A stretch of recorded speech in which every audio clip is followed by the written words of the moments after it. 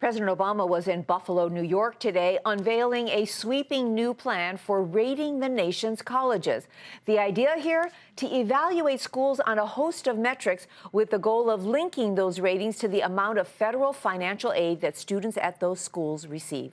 John Harwood joins us now from the White House with more on all of this. So, John, let's just start by asking, what criteria is the administration going to be using when they rate these schools?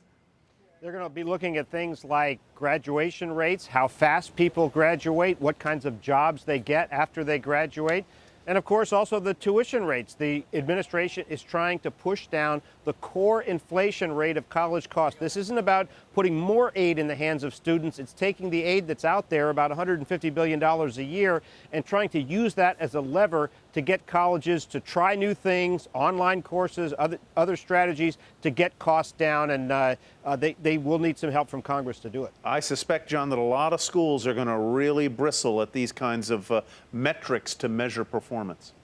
Well, certainly colleges that come out on the wrong side of the metrics are going to bristle at those. The winners will like it a lot better. And you can expect some opposition in the Congress from Republicans who don't like the heavy hand of the federal government coming in and trying to steer aid dollars this way. So the president's got a big fight on his hands. What he can do on his own hook without Congress is develop these rating scorecards and try to use transparency to put it out there so parents and students can make decisions and try to affect some change that way as well. And what about the role of Congress in all of this? I mean, what can Congress do?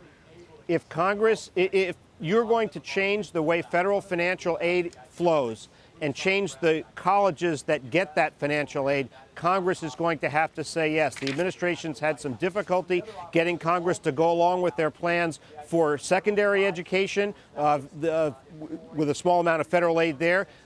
This is another case where the federal aid is not the preponderant amount of money that's spent by colleges. States control state universities, and of course, private colleges are private, but they're going to try to do what they can on their own and see if they can get Congress to go along, if not in this administration, pave the way for a future administration to make some headway. All right, John, thank you very much. John Harwood reporting from Washington tonight.